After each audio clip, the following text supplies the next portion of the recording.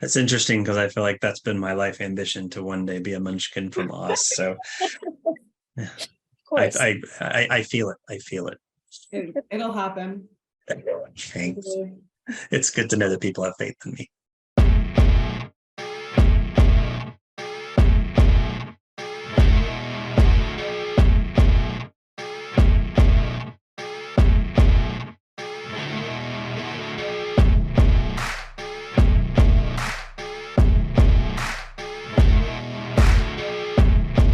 Hello, and welcome to the Inciting event, an entertaining dive into the journey of the creative path. We'll talk theater, movies, music, books, games, passion projects, and showcase creatives in a fun and informative way to give you as much reason as possible to follow them and to enjoy their work. I'm your host, Zachary Steele, and on this episode, I am really glad to welcome back founder and artistic director of Face to Face Films, Anthony M. Laura, who is going to spend some time talking about his upcoming play Shadows. Joining Anthony are two members of the cast of Shadows, Katia Mendoza, who is playing Lyndsy L. Cooper, and Annie-Grace Payne, who is playing Kensley Coleman.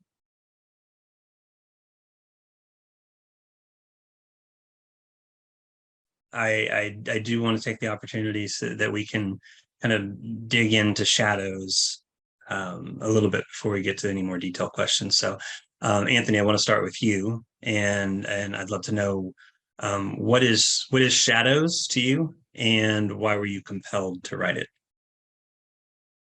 First of all, for me, Shadows is a love story. And what compelled me to write it was my fascination, especially coming off of the last show, The Girl with the Red Hair, about memory. As I started to do some more research on memory in general, I started to find out some really interesting information about early onset, which I think myself, along with a lot of other people, have assumed is more early onset, is like maybe 55 or 60. And I think some of what we've seen through film with Julianne Moore and Still Alice kind of stayed in that age range. So when I started to see it affecting people from about 23 to 62, I started to dive in deeper. That, at the same time, with its similarities to brain cancer. And so I said, there's a challenge, because the challenge is either telling these stories individually or telling them together. And I wanted to tell them together and not make it like harder than Requiem for a Dream. So Carol, who was, she played the doctor and therapist in our workshop, she had read the script and she had said what I had felt from the beginning, which was that it wasn't a story about dementia or cancer. It was a love story. That was kind of where I started with it. And yeah, that's kind of what's meaningful to me. And actually, I do want to come back to the love story part of it. I have a question for that, but I'll kind of just feed off that for a second. You tend to take on subjects that either aren't discussed a lot, so people don't know about them, like the early onset Alzheimer's in this case, or you take on subjects that people consider to be difficult to talk about, whether it's sexual abuse, drug abuse, mental health, things like that. And I'm curious what drives you to those stories. The first thing is character.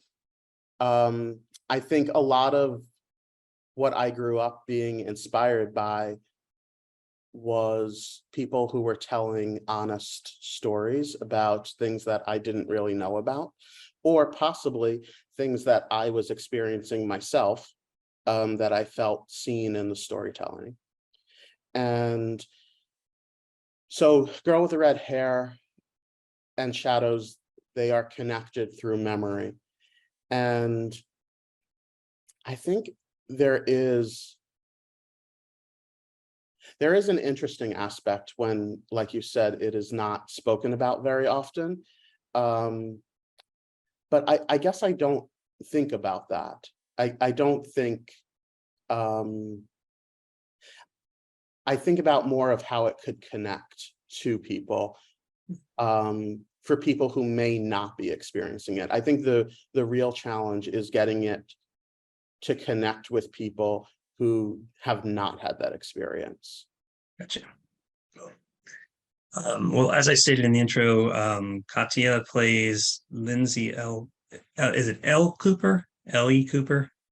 Al. Ellie? L. Okay, just make sure. So Lyndsy L. Cooper and Annie-Grace Payne plays Kensley Coleman. And I'm curious, Katia and Annie-Grace, to get a little perspective about your characters from your point of view. And also, in addition, to tell us just a little bit about your character and what drew you to that particular role. And I'm going to go left to right, which you have no idea which one is which. So it's a bit of a surprise to you. I'll start with Katia. Okay. So Lyndsy is a young woman who, I mean, she's amazing. She's had her life just fully dictated, for her since the age of likely 10 career-wise, earlier probably with just home stuff. And she's a very strong woman, but not for the sake of she wants to be strong. It's rather that she has to be strong because her circumstances have made it so. So there's a lot just going on in and around her. And she's just someone who's really trying to figure out what she really wants. And it's heartbreaking because once she does figure that out, everything is just shattered again. And she has to rebuild, this time from an entirely different perspective. So yeah, she's just a young woman, I think, like a lot of us, finding her way in the world in a completely different way. Yeah. And what appealed to you in the role? What made you want to take that role on? Lyndsy I've always looked at her as just such an interesting character, a lot because she was a performer. And I feel like, I don't know, I don't think I've seen a lot of things where the main character is a performer and that they're dealing with something as just tragic as dementia. And that was always so interesting to me, and how she interacted with all the other characters and her relationships with everyone. That's mainly it, their relationship. Cool. Well, Annie-Grace, that leaves it to you then. What can you tell us about Kensley and what drew you to the role? Yeah. So Kensley is Lyndsy's partner in the piece. She is someone who I greatly admire. She's got this wonderful, graceful strength to her. And as you can see throughout the play, things are thrown at her, but she remains her own anchor, which I think is really beautiful, as well as being able to be an anchor for Lyndsy and those people that she loves. I think she is someone who exudes love and just leads with empathy and patience and kindness. And I just think that's a wonderful quality to see, which is part of why I was drawn to her. I think it's easy when you're, faced with such tragedy to shut down and really live in the pessimism, because it's something that's really heavy and difficult to wrap your brain around. But the fact that she's able to remain in the present and be there for herself and the people she loves, I think is really wonderful. Excellent.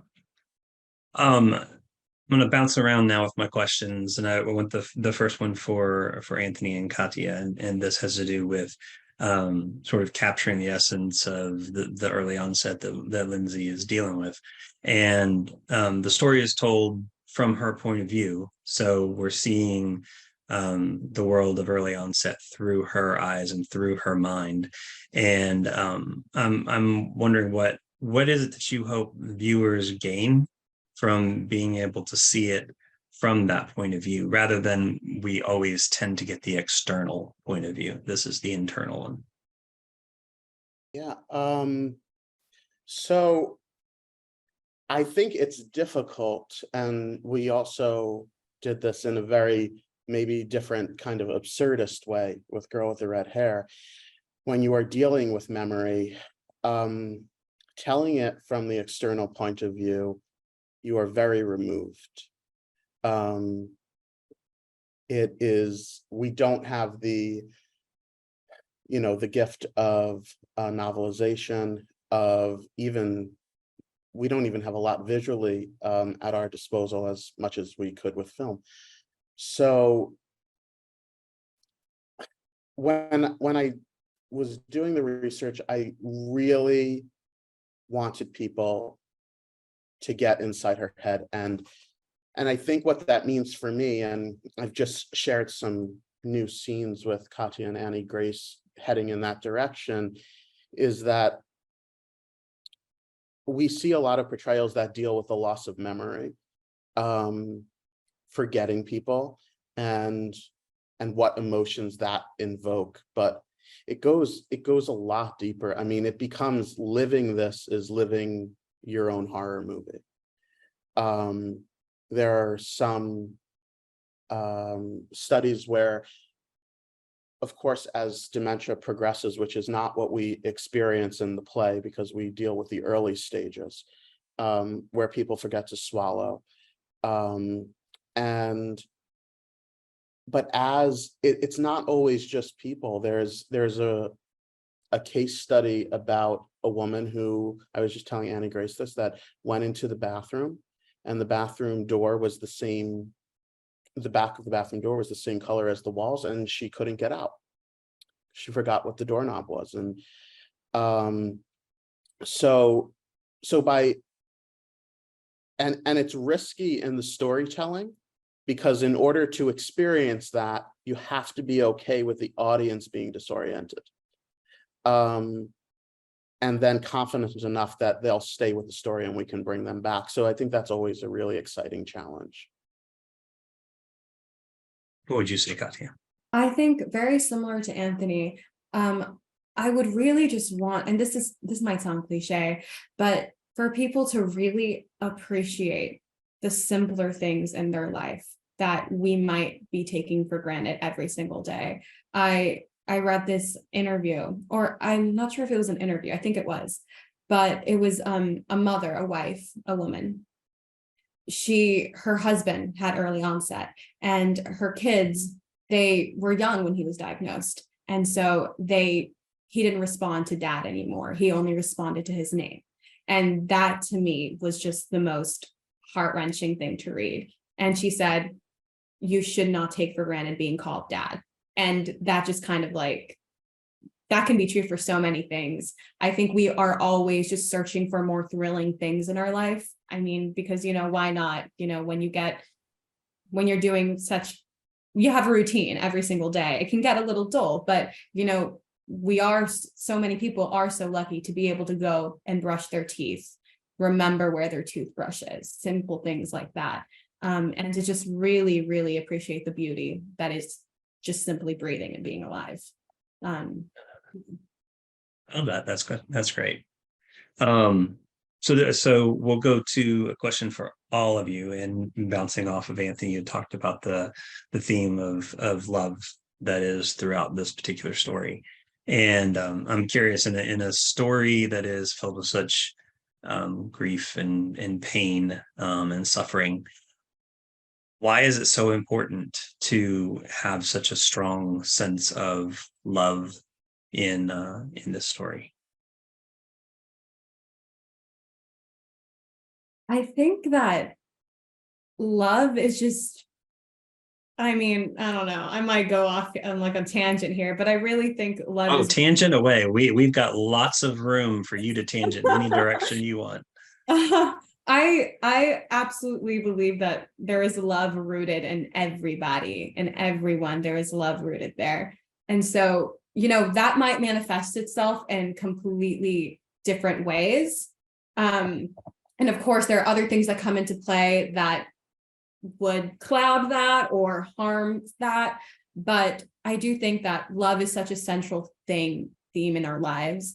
And it really is what keeps so many of, or at least I'll speak for myself, going, is the people you love, knowing that you are going to love other people who you don't even know yet. Yeah, so I think it's so true. I mean, to me, it's like, how can you not have something that's rooted in love, that it's central to the story? Yeah. Annie-Grace, what would you say about that? I mean, yeah, like copy and paste,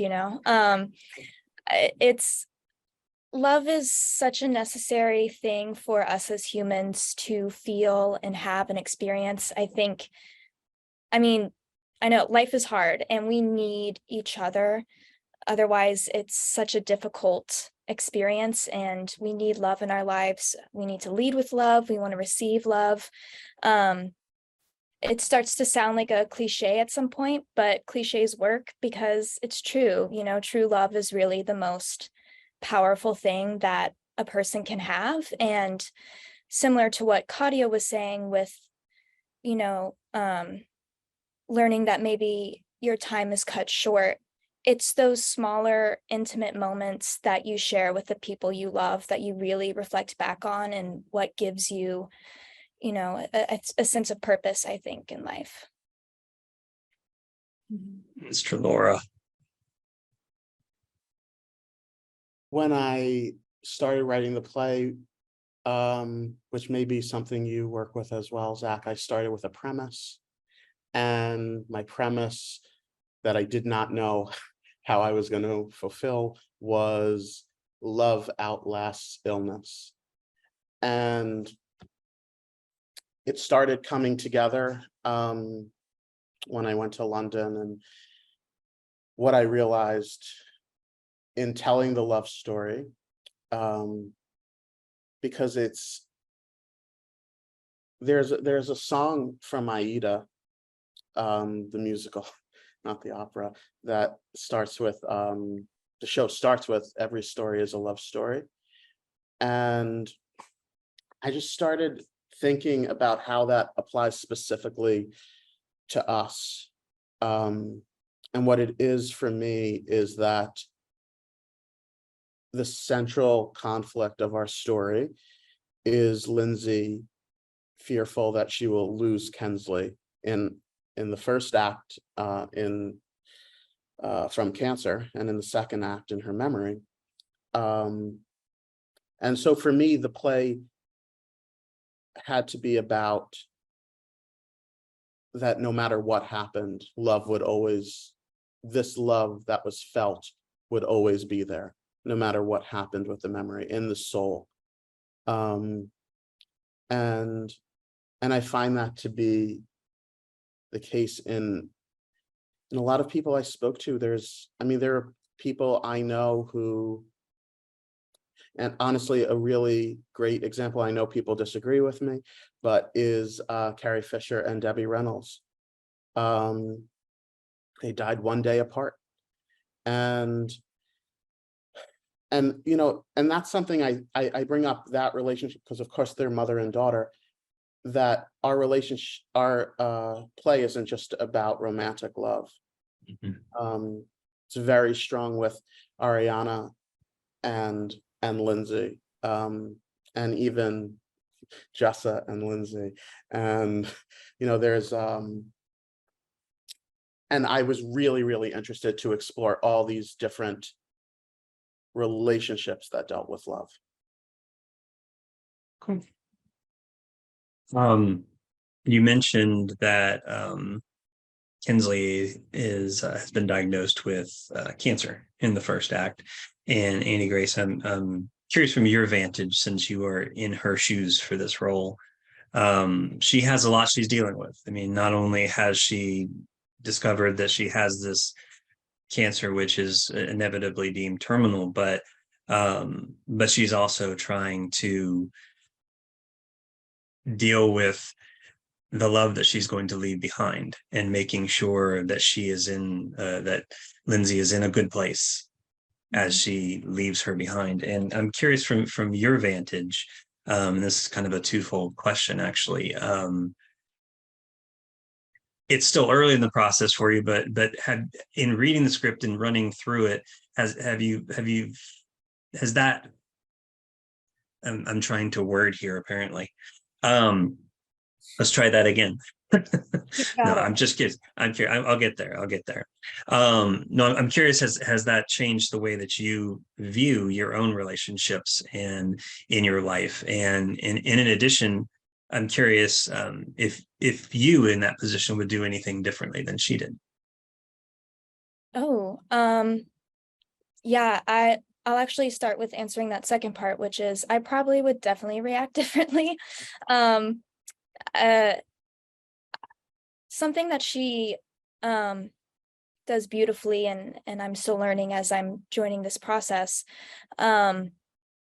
is she remains in the present the entire time, which I think is something very difficult for us to do. I think it's very easy to live in the past, or with her case, focus on the future, like all this time that I have left, how can I help Lyndsy? How can I set everyone up that I love to make sure that they're okay once I'm gone? Which she definitely does want to do and wants for the people she loves. But I think she also does a wonderful job of taking a step back and just soaking in what she has now with her, and just looking for the beauty in those small moments, and being able to spend time with Lyndsy, and getting to do the everyday things like eating breakfast together and just soaking up all of that time. And it's something that I'm learning and I forget often, is to remember to be grateful for the things that I have. I think a lot of times it's easy for us to forget and sorry, my brain. Sorry, I think you caught whatever I have. It's fine. Okay, perfect. But yeah, my point being that I am definitely learning from her to be grateful for all the ups and all the downs, and all the in-betweens, because that's a part of life, and it's beautiful to just be able to experience it. Yeah, excellent. Anthony, you shared a bit of this process with me, both in The Girl with Red Hair and in this one, and how I feel about editing. I'm a big fan of it. So I'm curious. I don't know if I've ever asked you this question, so apologies if I have. But when you're working through a script, it's going to obviously go through changes as you work through the process. When do you know that those changes are done, that it's ready for the stage? And has there ever been a time that it hit the stage and you're like, maybe we'll change this because it didn't get the reaction I thought it was going to get? I don't think anything is ever ready. I think you have to let it go, and you have to know. I dealt with this a little bit more in film than I do in theater, but I would drive my editors crazy. I would just be like, let's try this. And they're like, yeah, that works too. But, Pick one. Exactly. So I think, first of all, you just have to go in knowing the story you're telling, because that takes away a lot of other options. The more clear you are with the intention, the more you can say this doesn't fit. Yes, I will change until we close. No, I will change until we open. And here's the hard part, and Katia got to experience this with Girl with the Red Hair, is every audience is different. So it's very difficult to say this joke isn't working because it doesn't land with the matinee audience, but it landed with the evening audience. We even found that in the workshop. And sometimes, like, your audience may not always be present with you. So what I'm really looking for is what the responses are, and not just in laughter, but in engagement. And really the rehearsal process is the most informative. I will write new scenes as we rehearse. And some of them will make their way into the play and some of them won't. They'll just remain backstory.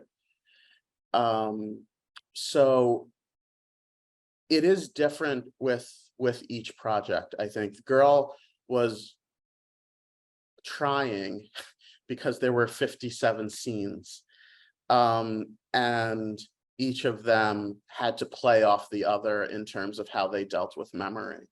So that's also why I really like doing workshops, because after the workshops I then get to write more in the actor's voice, and they get to have more of an input on the show. Yeah, it's interesting that you talk about input, but I was just going to ask Katia and Annie-Grace, just curious in this particular process, what do you enjoy the most? And I mean, it seems to me that input has to be a big part of that, because you're getting to cultivate the roles even further that you're playing. But I don't want to put words in your mouth. So what about this process do you enjoy the most? I mean, this might sound so dull and boring, but I really do like just talking about it. Like in the rehearsal room, or when we do get new scenes, we read them out loud or we read them on our own, and just simply talking about our initial thoughts. I think it's just really, I think it's also really telling. So I love getting all the new material, even though it might not make it. And it's also just interesting to know that's what like Anthony was thinking for this, but then he was like, oh, maybe not. And I'm like, it's just nice to see the different paths that could be taken. Yeah. I'm still new to the journey. I have just begun the process. But from what I've experienced and what I've gathered is it's going to be a really wonderful time. I think it's really collaborative, and I mean, my favorite part about this whole thing is just working with other artists. I think we just get each other, and it's just so fun to work off of each other and inspiring, and especially for live theater specifically, I think it's just such a treat to be able to do and not only connect with your fellow castmates and creatives, but also the audience. Yeah.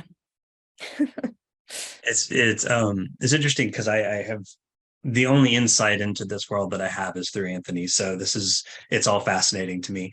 And I'm curious, I watch a lot of movies. I've seen theater. Never once did it really occur to me how much the lines may change or how much scenes may change along the way. I was reminded recently that Aaron Sorkin is very militant on his sets about being complete and true to the text. Like, we'll take the worst scene as long as you got the text correct. So, there's not going to be any change on those sets. But in most every other experience, it seems that the script can change. It's a very fluid process to the point of opening, we'll say.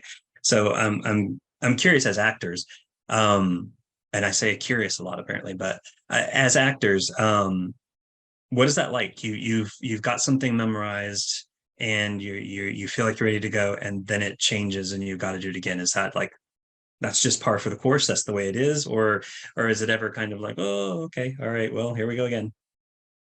And I'll cover Anthony's face. He won't see you. See, he's good.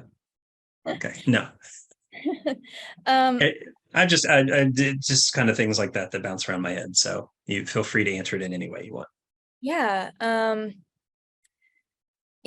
think that's part of the fun with things changing. I think a misconception about actors learning lines specifically is it's not just about memorization. And I know some people are more focused on being word perfect, but if your understanding of who your character is and your intention and the world that you're in, I don't think those types of changes are as difficult to take, if that makes sense.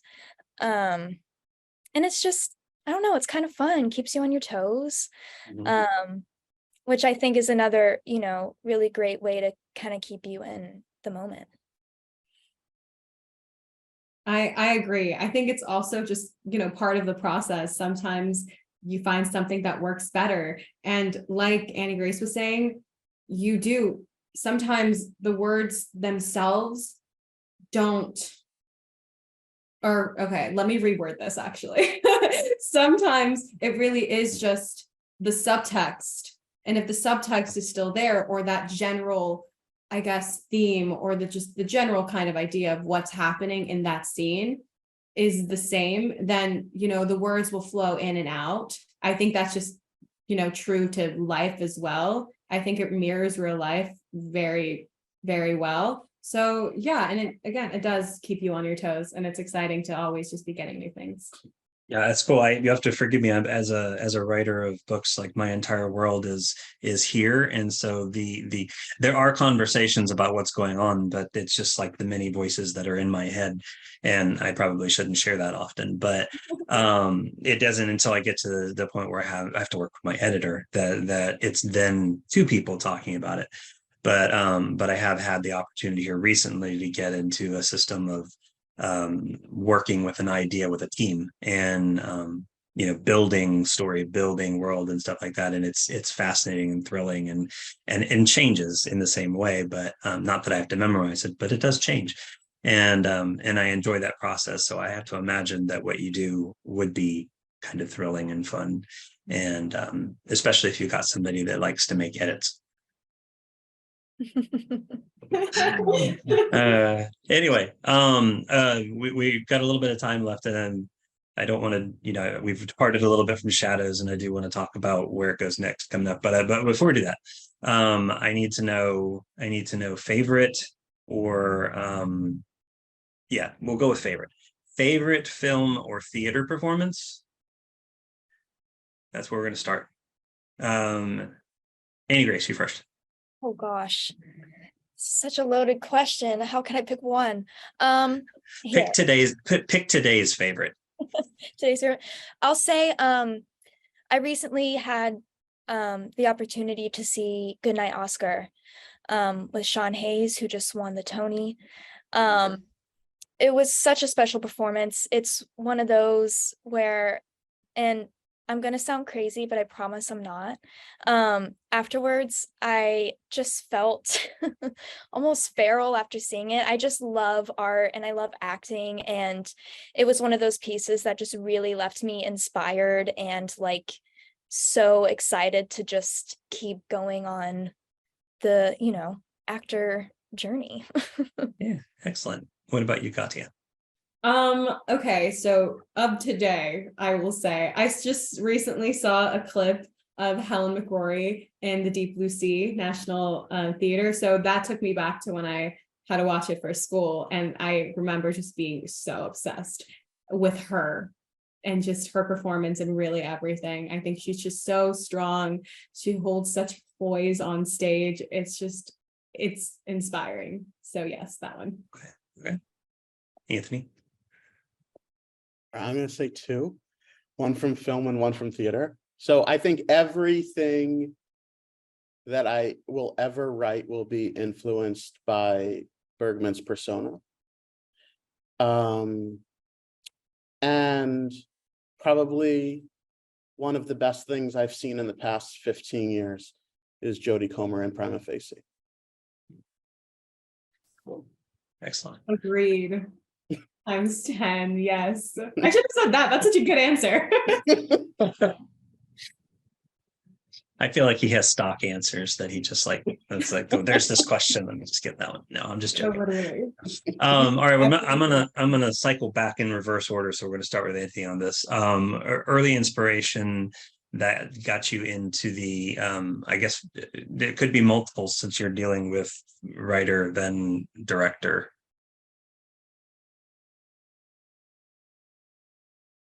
Okay, so you don't have stock answers for everything. So, okay. I would say for theater, it was Edward Albee. Anytime I see Who's Afraid of Virginia Woolf on stage, it's amazing.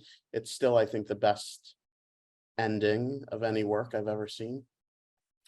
And Bergman, I would say. Okay. All right.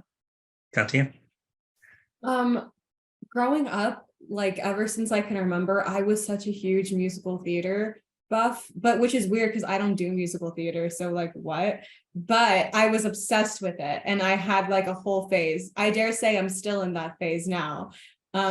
So all like, I mean, at first it was Wicked, then it was Rent, you know, all the like the basic, the chorus, and then kind of bleeding into everything else. So really it was musical theater that really got me inspired to perform. And then I would say maybe around middle school is when I fell in love with the one and only Meryl Streep. And I was like, queen. I saw her in I Double know, right? and I was sold. I was like, yes, ma'am. So Yes. that one really just kind of hit start everything. Yeah. Can't go wrong with Meryl. Yeah. Annie-Grace, what about you? Yeah, I too got my start in musical theater. It will always have a place in my heart. I think it's such a cute story how I got started. I was living in this small little town at the time, and I went to a dance studio like once a week, and the tour of The Wizard of Oz was coming through where I was living, and they, I guess, I don't really know the specifics, I was so young at the time, but they had some sort of program where they took local kids from the dance studio and let them be munchkins in one of the performances. Mm. It was my first audition. My dance teacher had us sing our ABCs. I got picked. I caught the bug, like, for sure. It was one of my favorite days, getting to be a little munchkin in The Wizard of Oz, and I've just been at it ever since. That's interesting because I feel like that's been my life ambition to one day be a munchkin from Oz. So Of course. I feel it. I feel it. It'll happen. Thanks. It's good to know that people have faith in me. All right. Well, we're gonna run out of time here, but Shadows, what is next for Shadows, Anthony? So we opened December 1st at ART, which is on 53rd Street in New York City in the Jeffrey and Paula Gural. And we run for 19 performances. So we run for about 3 weeks. And then what, for somebody like me who doesn't know anything, what becomes of a play after it's run? Well, either we keep doing it or nothing. Okay. Those are the options. But so with Shadows, I mean, it's very different than Girl with the Red Hair, because Girl with the Red Hair was like 12 years of performances and stuff like that. So I'd be very interested after this run to, you know, continue to see where else it can go. Cool. Excellent. Well, I thank you all for the time to given and for dealing with me as a host and person of questions and curiosities. Anthony M. Laura, Katia Mendoza, and Annie-Grace Payne.